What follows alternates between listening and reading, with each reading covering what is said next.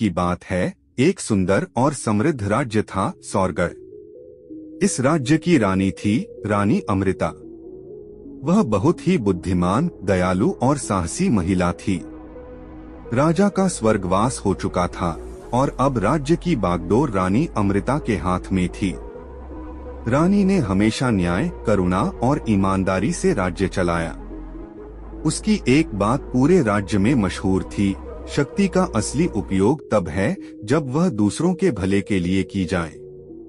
अजीब सपना। एक रात रानी को एक सपना आया। उसने देखा कि एक साधु उसे कह रहा है, हे रानी, अगर तुम सच में महान बनना चाहती हो तो तुम्हें सोने का दिल ढूंढना होगा जो एक बहुत ही गरीब पर सबसे सच्चे इंसान के सीने में धड़कता है। वही दिल तुम्हारे राज्य को स्वर्णयुग में ले जाएगा।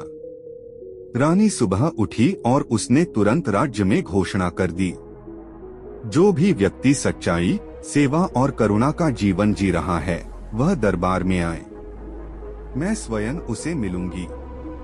लंबी खोज। रानी ने कई लोगों से मुलाकात की। कोई बड़ा व्यापारी था जो दान देता था, कोई सेनापति था जिसने कई युद्ध जीते थे। लेकिन जब रानी ने उनसे गहराई से बात की तो उसने देखा कि उनके कामों में कहीं न कहीं स्वार्थ या दिखावा था। रानी उदास होने लगी।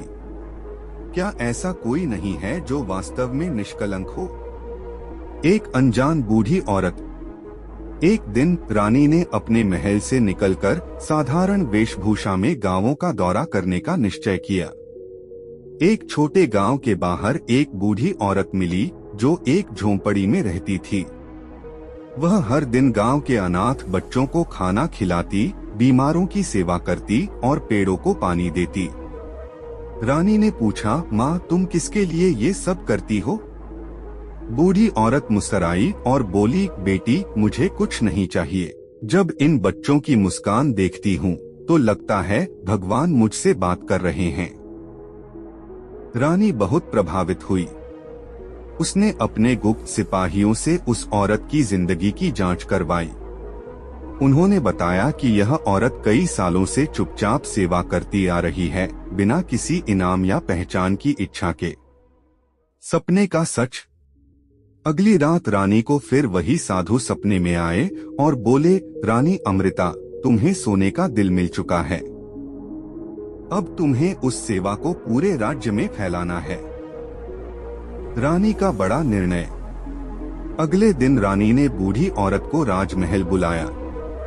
सबको लगा कि रानी उसे सम्मान देगी और फिर बात खत्म हो जाएगी। लेकिन रानी ने सबको चौंका दिया। उसने घोषणा की, यह माँ इस राज्य की असली रानी है, क्योंकि इसका दिल सोने का है। मैं इस राज्य में अब ऐसा प्रशासन लाऊंगी जहाँ हर नागरिक एक दूसरे की सेवा करेगा। रानी ने हर गांव में सेवा केंद्र खुलवाए, बच्चों की शिक्षा, वृद्धों की देखभाल और जरूरतमंदों की सहायता के लिए योजनाएं बनाई। कुछ सालों में सौरगढ़ राज्य सचमुच स्वर्णयुग में पहुंच गया।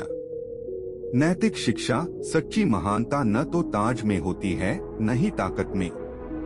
सच्ची महानता दिल की सेवा, सच्चाई और करुणा में होती है।